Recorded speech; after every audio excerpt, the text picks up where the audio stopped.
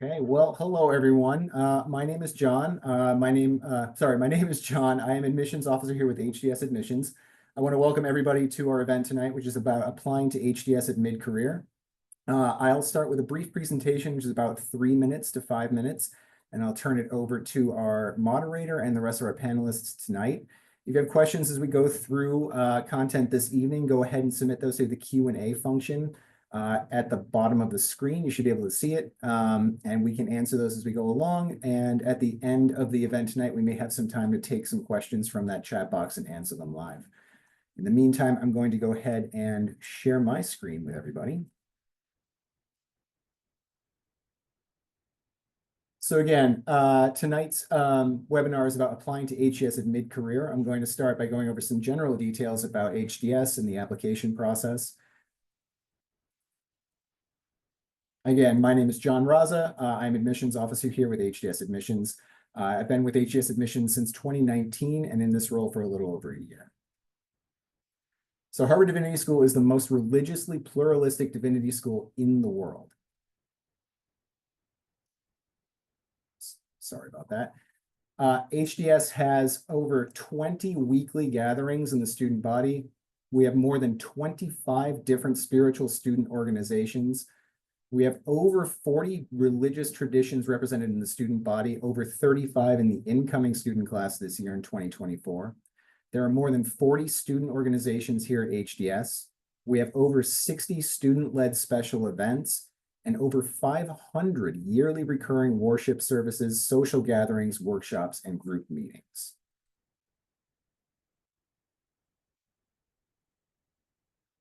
HDS's purpose is to train scholars and leaders who make a world of difference. As it says here, big school and big opportunities. A quick breakdown by number of HDS. So we have 58% of our faculty are women or faculty of color. 42% of our faculty specialize in non-Christian traditions. We have over 82 research professors, visiting faculty, and others offering instruction. We have 11 denominational counselors and strength in 5 major religious traditions throughout our faculty. At HDS, there are more than 200 courses designed to appeal to a broad spectrum of interests and to give students breadth and depth of knowledge in a variety of fields, religious traditions, languages, and concepts. We have over 100 accredited field education sites. And as a student at HDS, you can take advantage of cross-registration both with other Harvard schools, the 8 other Harvard graduate programs to cross-register with, or the 10 schools that compose the Boston Theological Interreligious Consortium, the BTIC. HDS is also works with 6 different programs and centers as well. Talk a little bit about the 4 degree programs that we offer at HDS. So very quickly, we have our Master of Theological Studies, the MTS, which is a 2-year full-time degree that offers broad study in religion with opportunities to concentrate in one of 19 areas of focus. The MTS is eligible for institutional grant aid, which I'll talk about quickly in just a moment. We also have the Master of Divinity, the MDiv program, a 3-year full-time degree where one learns the arts of ministry, preaching, pastoral care, and community organizing. This is also eligible for institutional grant aid. Our 2 other 1-year degrees of the Master of Theology, the THM. It's a 1-year full-time degree for those who already have a Master of Divinity and seek to pursue a new direction or advance their understanding of a particular area of study. It's also the Master of Religion in Public Life, the MRPL. It's a 1-year full-time degree designed for experienced professionals to investigate the complex ways religion influences public life in their respective careers. These 2 1-year degrees are not eligible for institutional financial aid and have to rely on federal funding or other sources of funding as well. Very quickly, I'll talk about our comprehensive institutional grant aid, again, for the Master of Theological Studies and the Master of Divinity. We offer 2 forms of aid, primarily need-based aid, which is available for the MTS and MDiv, as I just said. 90% of applicants in those programs receive institutional scholarships. Financial aid application is required. That comes out after the application deadline, which I'll go over in just a moment. There are 3 levels of need-based aid. They cover either 75% of tuition, 100% of tuition, or 100% of tuition, and a $12,000 living expense stipend. These are grants and not loans. The other form of aid is merit-based aid, which is a much smaller pool that's awarded to MTS and MDiv candidates based on the overall strength of the application. Consideration for that aid is automatically evaluated by the admissions committee during the application review process. Merit awards generally include a full tuition grant and a modest stipend, which typically ranges between $12,000 and $20,000.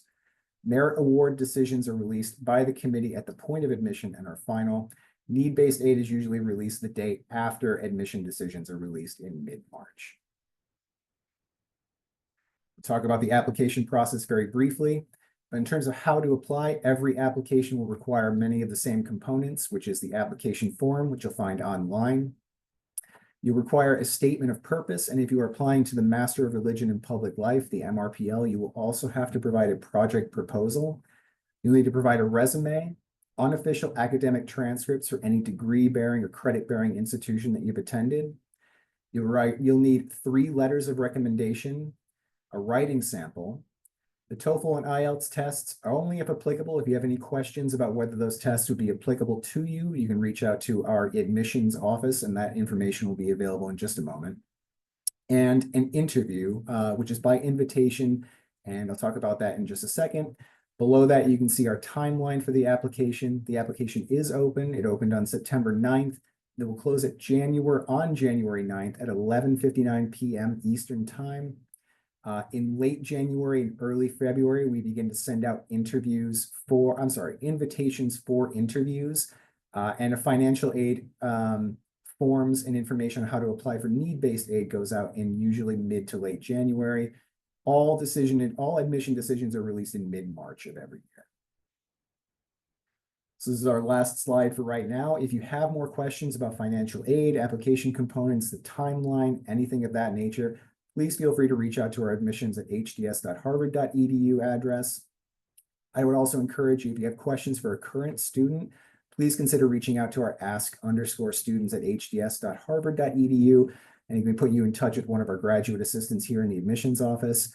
We also have our HDS admissions blog, the address for which is right there. And you can always follow us on Instagram at Harvard Divinity.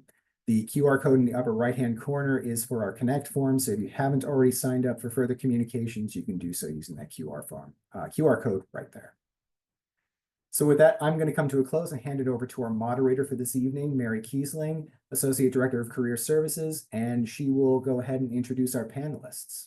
So Mary, thank you very much, and I'm going to hand it over to you. Great. Thank you so much, John. We are so thrilled that we have 4 of our all-star mid-career students here with us this evening to talk a little bit about their experience, hopefully offer you a little bit of advice as you're thinking about this decision. And so we have Danielle and Juan and Craig and Amy. They're all Master of Divinity students, but they will be able to speak about the student experience in general. So I'm going to kick this off by just asking the question, what were you doing before coming to HDS, and what made you decide to go to graduate school at this point in your life? And the order that we'll go is Danielle, Juan, Craig, and Amy. So let's kick it off with Danielle. Thank you so much, Mary. Thanks to everyone who's here in attendance tonight and our awesome admissions and career services team. My name is Danielle Capalbo.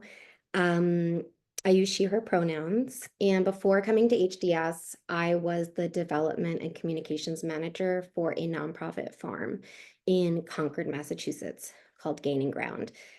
I had been there for about 1.5 years. But I was like 16 years into my career, which had like started in journalism and taken me into the nonprofit world. I was back and forth with nonprofits, and I had been thinking about Divinity School for several years because I was experiencing my own spiritual growth, and it was really like changing my life, changing my perspective on how I wanted to be of service. But But the first time I was thinking about it, I wasn't ready. And instead, I apprenticed on a farm for 6 months. And that was also very divine and life-changing. There are a few reasons that I felt ready to apply for the program and say yes to the program at this point in my life. One was the vocational language around chaplaincy. I suddenly felt like my desire to go to divinity school was also going to be grounded in something that I could practically do after. My life circumstances. I live in the area already, lived in the area already. I have an incredible supportive partner. I have like a good freelance working situation. And then lastly, it was the funding. So that's a very high level, but that's my story.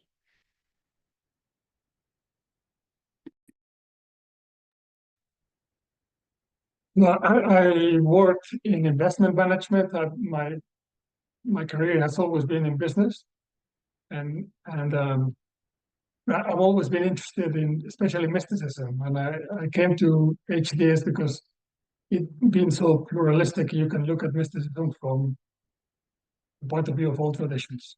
So I've always been interested in that, and this was a good time because I'm here with my family. I have 3 daughters and my wife, and everyone was excited about this. My daughters are at an age where I mean, it's a good age to learn English well, and they were happy about it, and everything aligned, and so we did it now.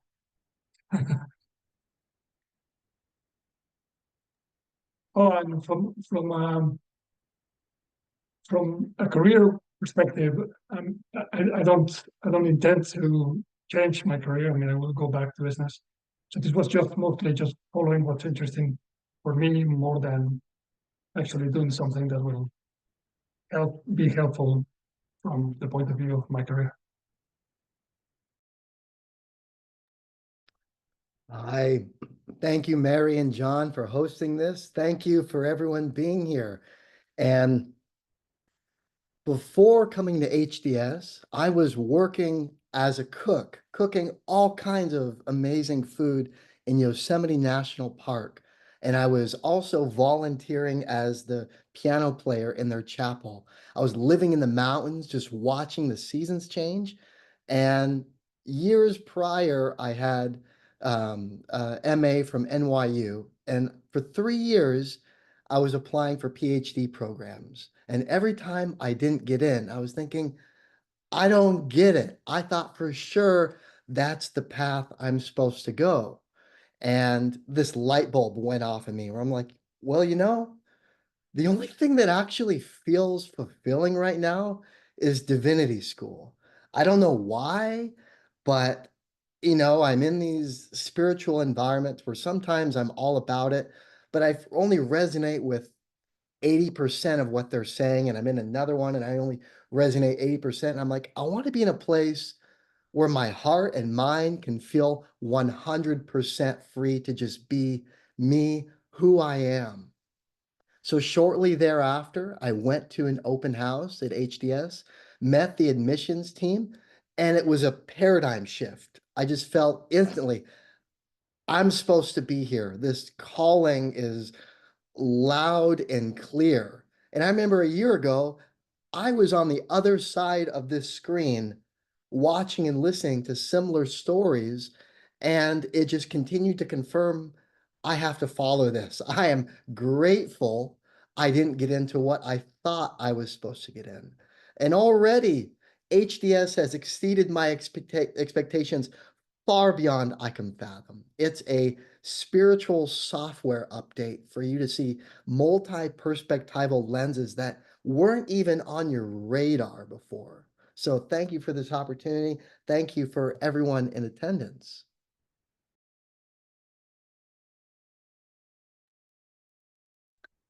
Hi, everyone. So excited to be here, and I'm so pumped up listening to the other panelists already. My name's Amy Sexauer. I'm a second-year MDiv student. Before coming to HDS, I got my undergraduate degree from the United States Military Academy, and most of my adult life thereafter, I served in the United States Army. And while serving in the Army, I knew that whenever I got out, I wanted to go back to school. I did not necessarily have a firm idea of what I would study or what I would do next. But I did have a lot of challenging spiritual experiences while serving on active duty. And so what happened for me is I had a child, so I gave birth. And sort of in honor of my daughter, I did a lot of soul searching about what kind of life I want to lead and what kind of work I want to do. And I timed it for when she started kindergarten is when I applied to go back to school. And I just felt really drawn to Harvard Divinity School. It's hard to tell from afar, from a website, from, you know, the things you find online, what the culture is like here. But I think the slides you guys were shown at the beginning about how pluralistic and diverse is a good capture of the really wonderful vibe that we have here. And so, yeah, I did work in nonprofit for a little while after my daughter was born. I worked with some veteran service organizations before coming to HDS. Great. Thank you, everybody. So the next question is, what have been some of the positive aspects of coming to graduate school with a little more personal and professional experience? And let's go in the reverse order. So we'll start with Amy, Craig, Juan, and then Danielle. I can't imagine that I would have taken advantage of this experience as a younger person. For me, it's been so powerful because I'm bringing my history, my life experience, and my family here. I think you know yourself better. I think you have life experiences that'll help you discern which classes are most useful to you personally. If you're coming here for work, being able to understand what your work environment is going to require. Yeah, so I've just really appreciated the ability to take some of these classes and have a firm understanding of how the theological and academic content is really relevant to the world outside of academia.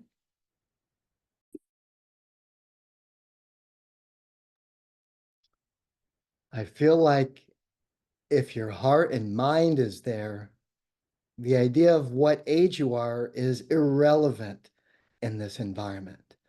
And at once, it feels like this is a place in life where you could appreciate how special this environment is. HDS is one of the most amazing places on the planet. And sometimes I think, how did I not know about this place sooner? And on another side, I think I wasn't ready for it any other time in my life.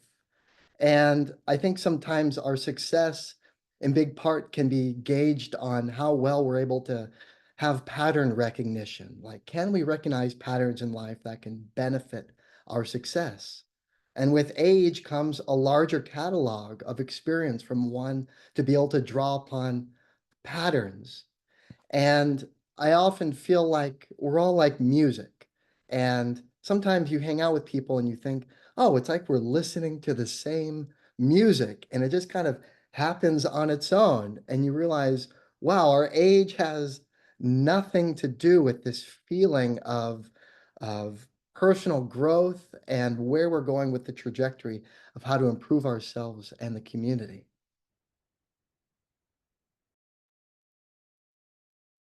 Yeah, I also think that with age, you probably have a better idea of what interests you, or at least I do.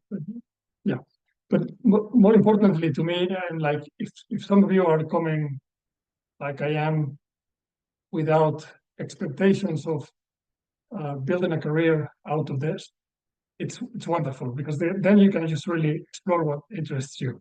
So I have friends who are interested in the same sort of thing I am interested in, who are younger. And then I discuss with them, this course looks great. They're like, yeah, but that's not going to help me get into my PhD or whatever. Or no, yeah, but I really have to take Latin and Greek because that'll be needed later in my career. And I don't have to think about any of that. I was just one nice thing about HDS is you can choose the vast majority of the courses you take. So there are a few required courses, but there are very few. And so if you have that liberty, which comes with age and with having a career of just going to use the STEM to explore what interests me, that really is wonderful.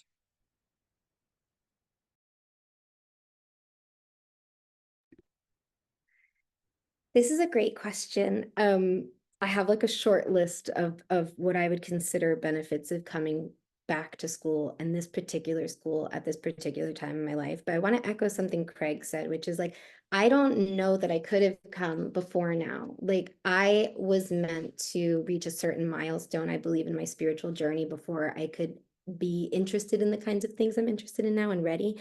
But some of the stuff on my short list is like, I checked a lot of things off the list of possible vocations at by 37 and on my particular career trajectory. So I knew how the certain values I wanted to express and the kinds of service I wanted to do. And I had explored how that looked in journalism, how that looked in nonprofits and a few other arenas. So that was a big thing, was like, I had a greater sense of clarity on where I was going, or at least where I wasn't going.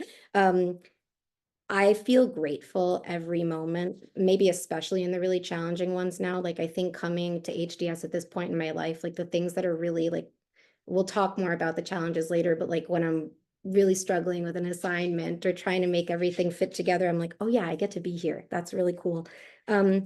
Slowness. I'm bringing a slowness to this experience that I don't believe I would have brought before. And even going as slow as I do, sometimes I'm like, wow, there's a lot going on. But also a sense of urgency, particularly around discerning my ministry. Like I don't necessarily feel like, oh, I've got like loads of time I can, like, hopefully I do. But I'm just like, yeah, let's just lean in right here and right now and push myself to answer some of the maybe deeper, more uncomfortable questions, because I'm like, yeah, it's time. And just the stability that comes with being like a little more financial stability, of course, family stability. Those are all some of the benefits. Great. Well, we'll jump right into the challenges, Danielle, and we'll just go back to the original order: Danielle, Juan, Craig, and Amy. So what have been some of the unforeseen challenges of being an older student at HDS? I have never experienced FOMO in my life before. Like, I don't know if that's a blessing or what, or a defect. I feel it at HDS. Sometimes I'm surprised where I'm like, wow, there is so much going on. I think that's one of the unexpected challenges, is like, I knew I wouldn't be able to do it all, but I didn't realize it's just a continuous feast. It's just like, you can really choose your own adventure. And there have been a couple of like good growing edges for me. I was like surprised to encounter of like, oh my God, I feel like bad that I can't take this class, but I'll take it when I take it. So that was kind of a challenge of like, I want to do it all. And I would say that it's hard learning. Like learning is hard work. I'm taking biblical Hebrew this semester and I have no background in ancient language. That's just one of 4 courses. Like it takes a lot of stamina and willingness to work hard. And I knew I'm like, I'm going to Harvard to get a master's degree, but it's like, it really pushes you, or at least it pushes me sometimes. But in those places that I'm able to go because of the accountability, I'm really learning. So I would say like, that's the payoff, is like, I can sight read Hebrew now. That's crazy. And the last thing is like staying in the world, because it's so easy to get like totally immersed in the academics, but we're at least like with the students in the ministry program, like I hope to go out into the world and serve people. So it's good to remind myself to be there now as well. Yeah, so for me, I don't think there has been anything that's been particularly hard. I remember less. So the nice thing about HDS is that most of the grading is done with papers. So it's not like you have to sit through an exam and then don't remember the stuff that you studied. So it's not really that big of a problem. And maybe there's less of a social life for me at least, like, you see the younger kids getting together more. I mean, in my case, I don't care because I want, I'm with my family and my kids anyway, so I won't be part of that social life. So maybe I don't know if that's might be a problem, but for me, it's just, I mean, there hasn't been anything that I think is a big drawback of studying, at this age.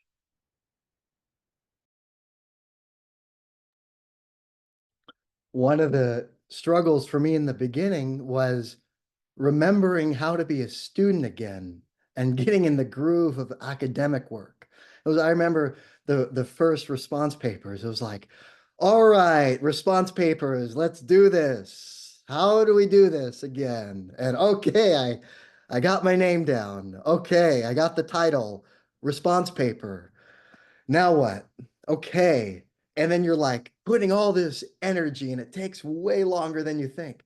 And then as the semester progresses, you're like, oh yeah, I know how to do this. Come on. Like there's seeds in your heart and mind that are flourishing on their own just by virtue that you are on this Zoom meeting. You've got something within you that will awaken when the time is right, and not stressing about thinking that if I'm struggling in one moment, it's going to be like that forever. But those seeds will awaken when the time is right.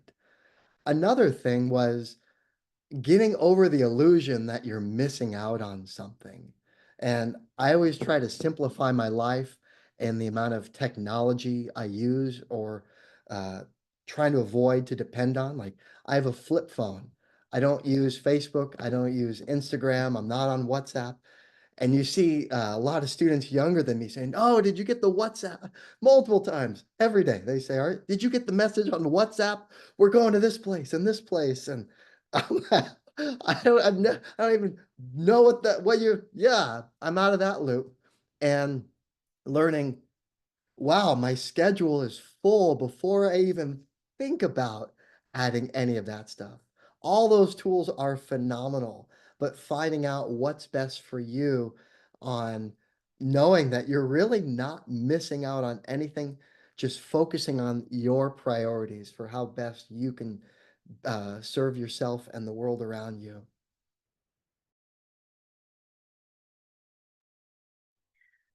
One of the things I was worried about or nervous about in coming to HDS was, as with my age and being a parent, I was worried about being able to have fellowship. I kind of had an assumption that I wouldn't be able to connect and relate to like the younger students, which has not been the case. And also the student body is of all different ages and backgrounds. And so it's actually been extremely rewarding to make friends from all different ages and backgrounds.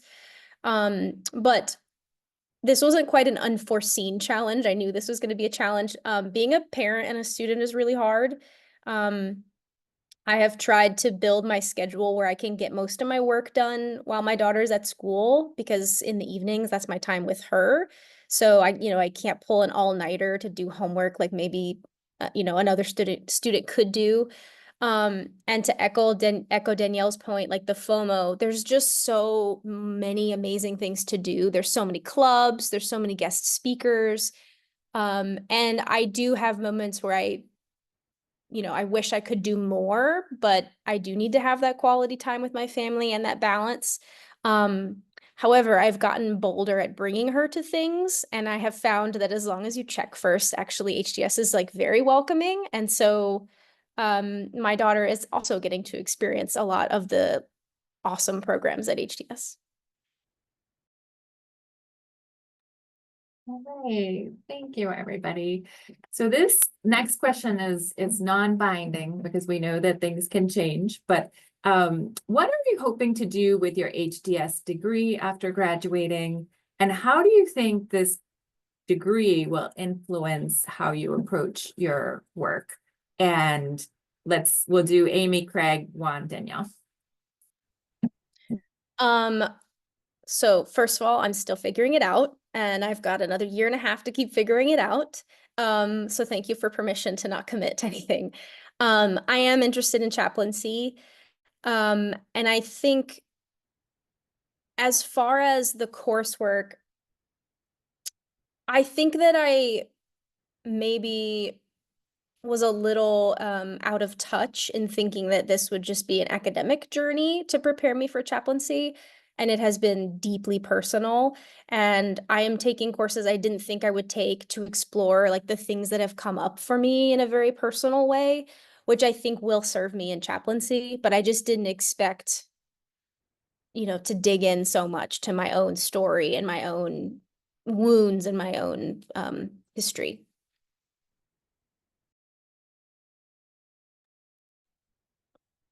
All these questions are so special. Thank you. And I often hear, what are you going to do with this degree? Often around Harvard and different schools. And then when I'm in the heart of HDS, I don't hear that question very often. And it often feels like the questions are more in this, not necessarily these words, but you get the vibe of how are you changing as a person because of the classes you're taking? And what's this process you're going through inwardly that's changing how you're perceiving the world? And I know it's a fine balance between trying to be concrete, like, what am I going to do with this? And coming to the realization, anything I do at HDS is going to improve me so that even if I think I have an idea, I might go this direction, and HDS has already forever improved my life. And as far as if I can give a concrete goals, my brother and I make travel documentaries. We travel the world and we go into all kind of different environments. And I'm hoping that go through HDS, I could keep learning how best to honor traditions that are most sacred in people's hearts so that when we go into these different cultures, we can respect where they're coming from. And then also on a long-term trajectory, my brother, sister, and I are mapping out how to have a wellness center in Hawaii, where we can have people from all over the world come if they need to heal from different illnesses. Or we can have like buffet, healthy food, everyday food, music, yoga, Buddhist meditation, Bible study, fellowship, studying scriptures from world traditions, kind of like if HDS had like palm trees and coconut trees and like tropical fruit on the beach. So thank you guys. Yep. For me, I don't think the degree will, I mean, from the standpoint of my career, it won't do anything.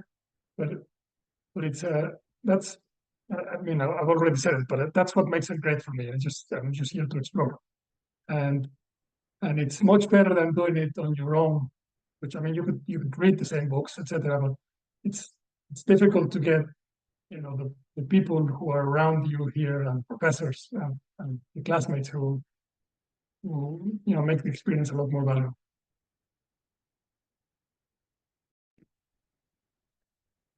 I want to echo what's been said about, professional outcomes notwithstanding.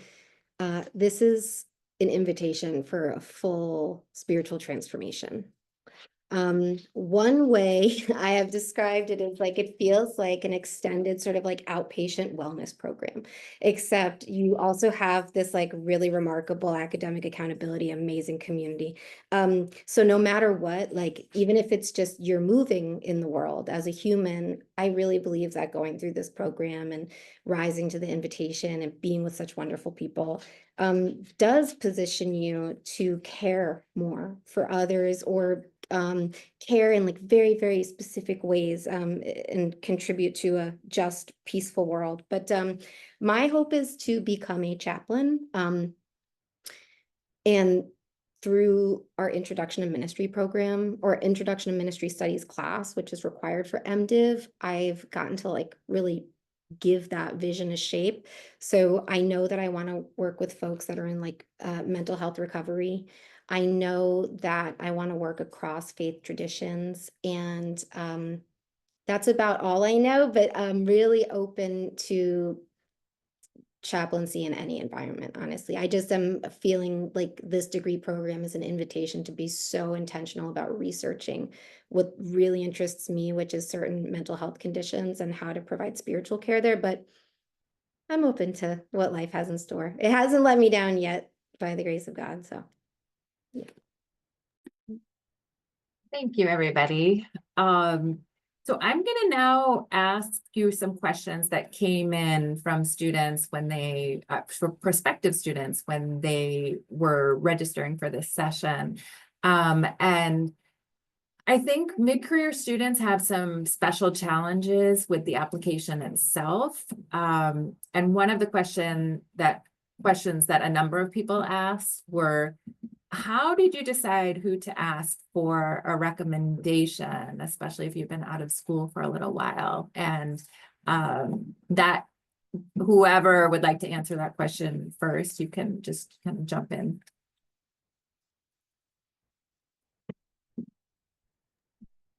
I'll just go ahead and say that I really considered what the school was asking for. So I wasn't as concerned about making sure everybody could give an academic referral. That's only one portion. I ended up reaching out to one undergraduate professor with whom I have a very close relationship, a writing coach who's known me for 2 decades, and a recent boss that I had, one of my executive directors. But when I was selecting the people, I was thinking not just like about how they could speak to my proficiency, but like who knows my soul. So that definitely shaped my decisions.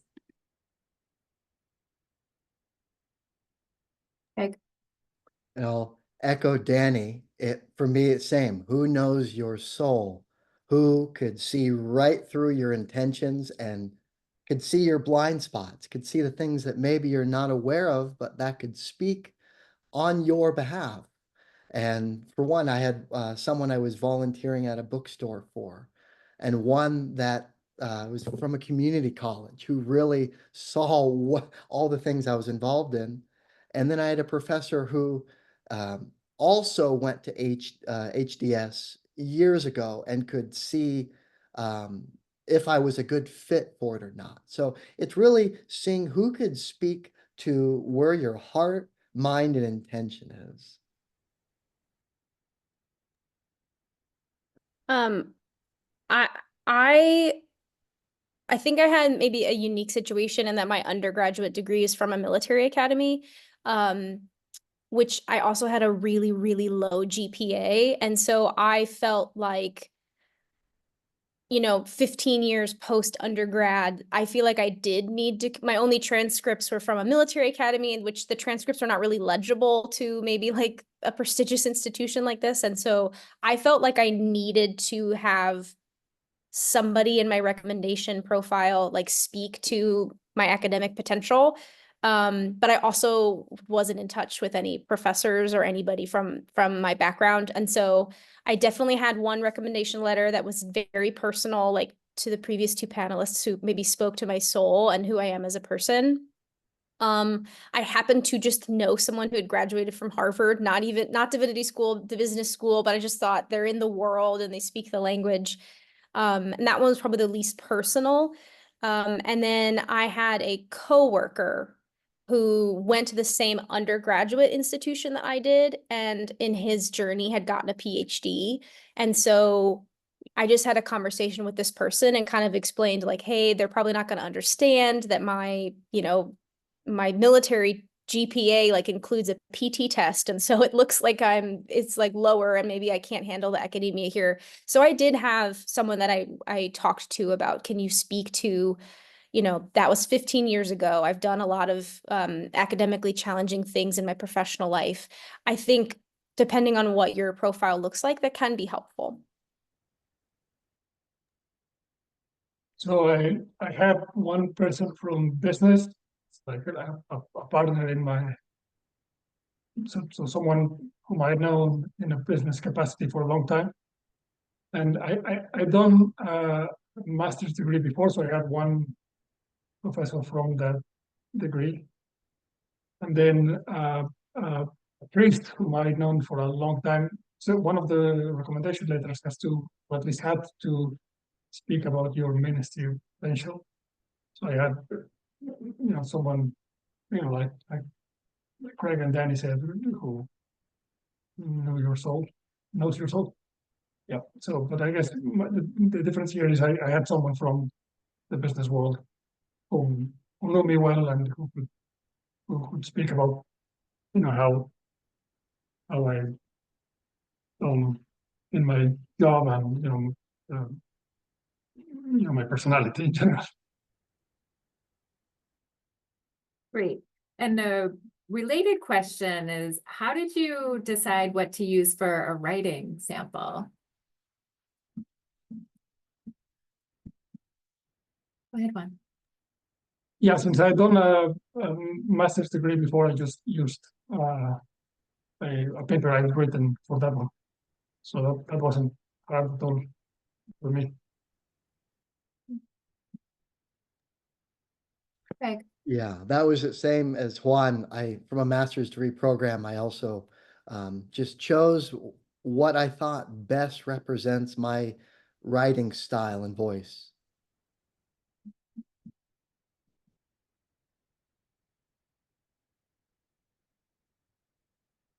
Danielle.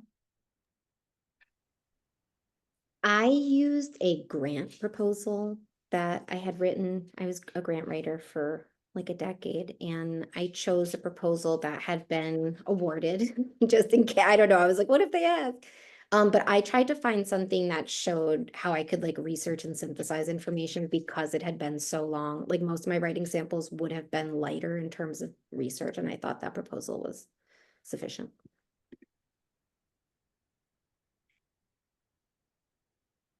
I did not have a previous paper. I had a very messy sort of outline with some writing in it from some research I had done while in the military that had to do with veterans and suicide. And it was actually really useful for me to dig into that in terms of asking myself, why am I going to HDS? And so there's only so much you can put in your personal statement. And so for me, the paper was an opportunity to offer more information about my background and the things that I care about. But it's something I definitely put together like in the 6 months before the application was due.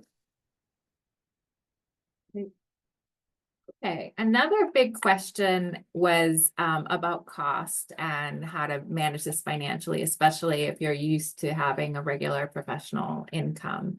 So did cost affect your decision, and how did you make this work financially?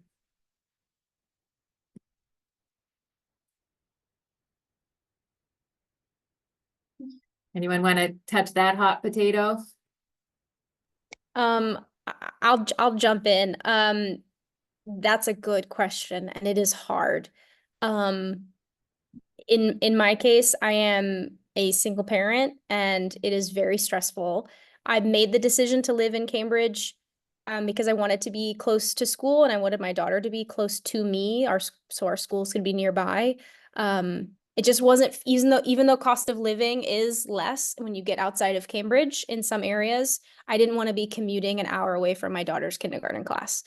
And so it's so scary to like try to find an apartment in some place you've never lived, and the cost of living is like 3 times where I moved from, and so it's very intimidating. But I will say this may not be applicable to everyone, but as a parent, I have found that even though the cost of living is very high, the resources here are really amazing. And so for the parents out there in terms of after school programs for kids, the public school programs, like there's a lot out there that is just really wonderful, and it balances out some of the anxiety of the cost of living. The number one expense is rent, and that's a huge chunk. In my specific situation, I'm not working while a student. I have the GI Bill, which provides a barely sufficient cost of living, like monthly stipend while I'm in class.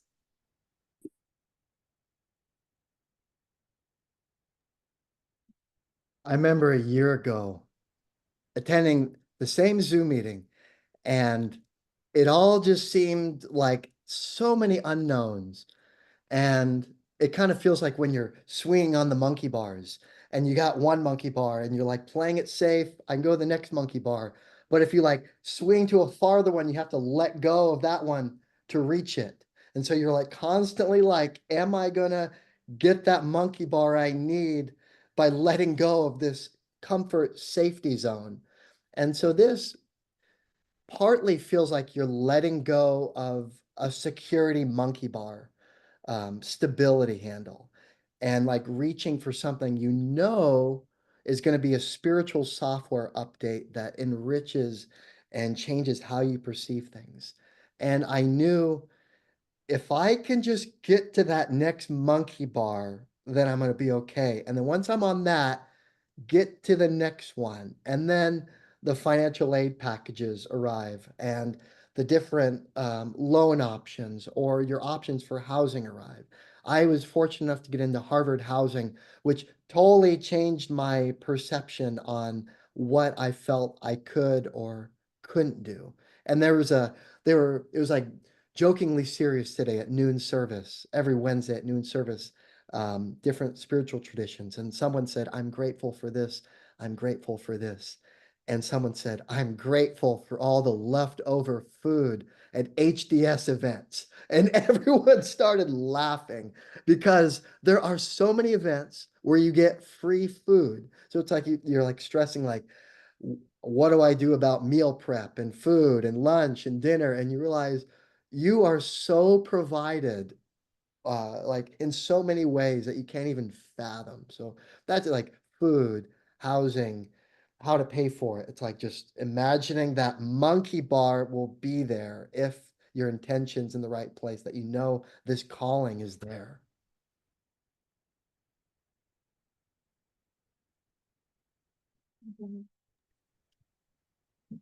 This is still like a live question for me. And for me, finances were like the primary barrier when I was thinking about coming to school. And I had in my mind a certain amount of financial aid where I was like, if I can get this much covered, then I can go.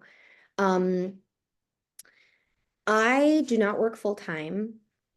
I could not personally, like considering as I'm like still getting back into the flow of like, how do I manage my time? How do I not take way too long on a response paper?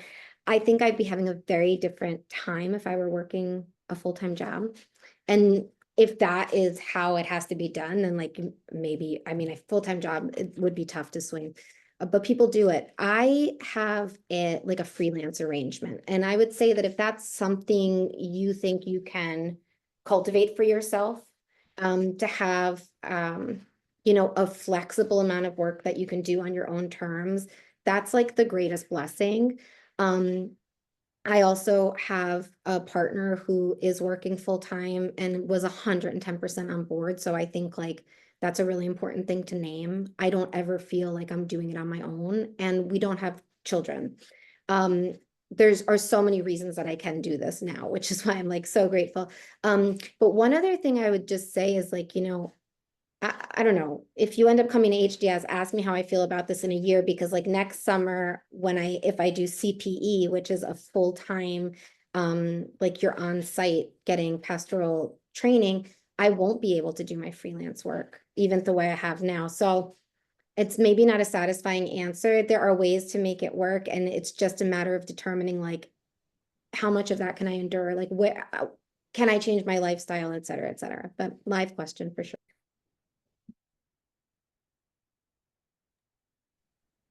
Yeah, I was fortunate that I could come from savings. So yeah, so no, I paid it from savings that I was able to. I'm older than the other people on this panel, so we had longer time to save. Great. Thank you, everybody. I know this time we've had together has flown by really, really quickly, but I was struck by one of the questions that I think is a lot of what people are feeling, and perhaps you can speak to, and I'll just quote this exactly as it came in. Any advice on the immense imposter syndrome I feel just signing up for this session, let alone applying? imposter syndrome.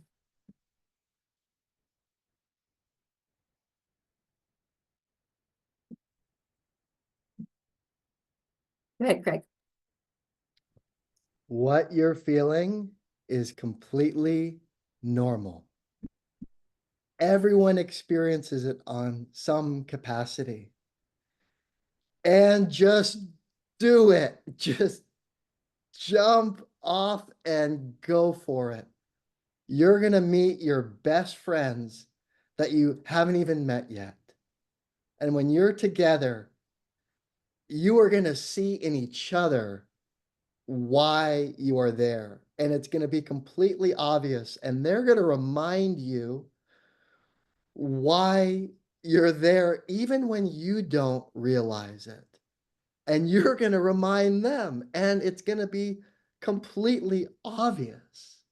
It's totally worth it. It's like meeting the best version of yourself that you have an idea of, but you get to see the best version in other people that are on a similar journey, and you can just put up a mirror to each other, and it's going to be obvious when you don't see it, when you're going through your waves, and they're saying, no, this is why. And you're like, whoa, okay, I trust you.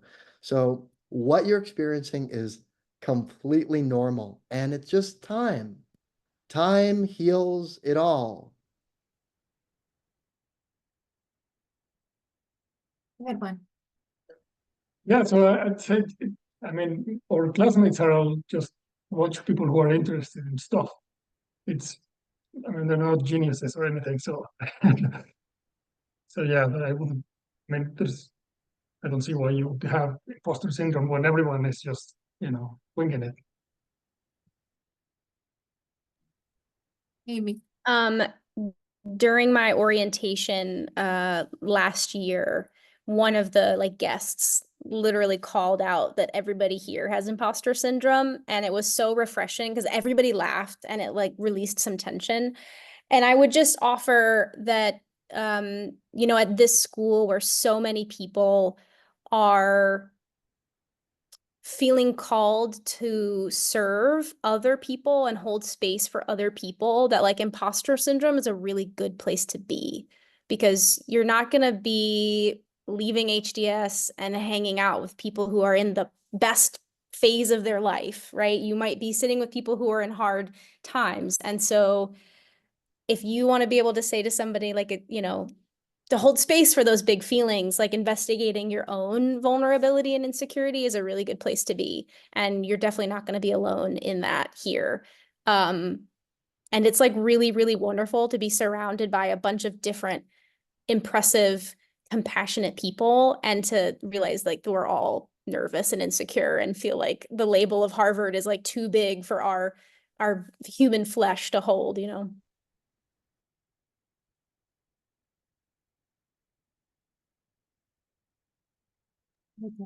There's really nothing to add. I really just want to echo what everyone said, but also there's a place for you here. And if you're meant to apply and come to HDS, we're all going to be better off for it. So best of luck. Yeah. Hey, well, thank you, everybody. I'm going to bring John back into the conversation to close out the session and see if there's any pressing things that we should answer before we jump off the call. Thank you, Mary. Thank you to all of our panelists. It was really great hearing from all of you tonight. There were a ton of questions in the Q&A. I didn't get a chance to address all of them, but please do consider sending an email to our admissions@hds.harvard.edu address with anything we didn't get a chance to answer. We'll do our best to answer it from there.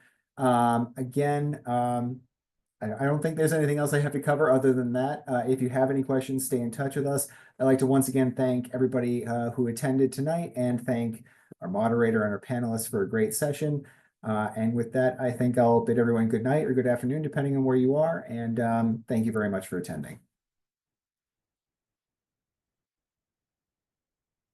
Bye all.